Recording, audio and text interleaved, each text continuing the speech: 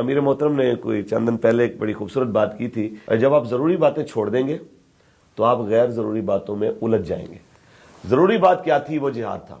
ضروری بات کیا تھی؟ وہ پاکستان کی شہرک کشمیر کے لیے لڑنا تھا۔ ضروری بات کیا تھی؟ وہ قبلہ اول فلسطین کے لیے باقاعدہ طور پہ میدان جہاد میں اترنا تھا۔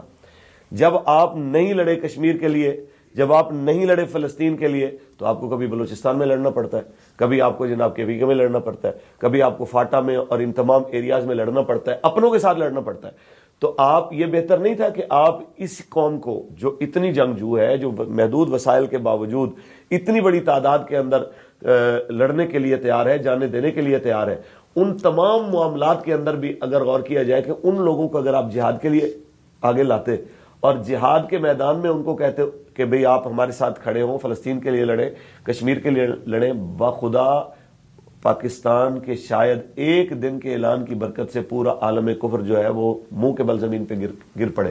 پاکستانیوں کو، خاص طور پہ ہمارے حکمرانوں کو، ہمارے عسکری اداروں کو اپنی قوت کا خود کو اندازہ نہیں ہے۔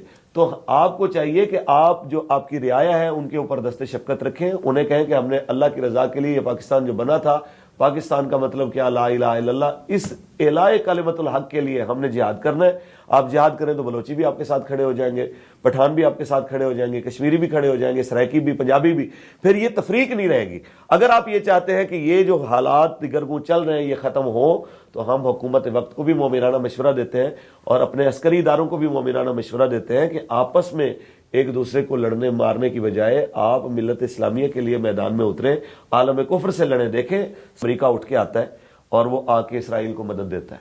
چلو آپ زیادہ نہیں کچھ کر سکتے کہ باقاعدہ طور پہ جنگ کا حصہ نہیں بن سکتے، تو چلو اتنا ہی کر لیں جتنا یوکرین کے لیے یورپی یونین کر رہی ہے، کہ لڑائی چلو یوکرینی خود کر رہے ہیں روس کے ساتھ، لیکن اسلحہ تو یورپی یونین دے رہا۔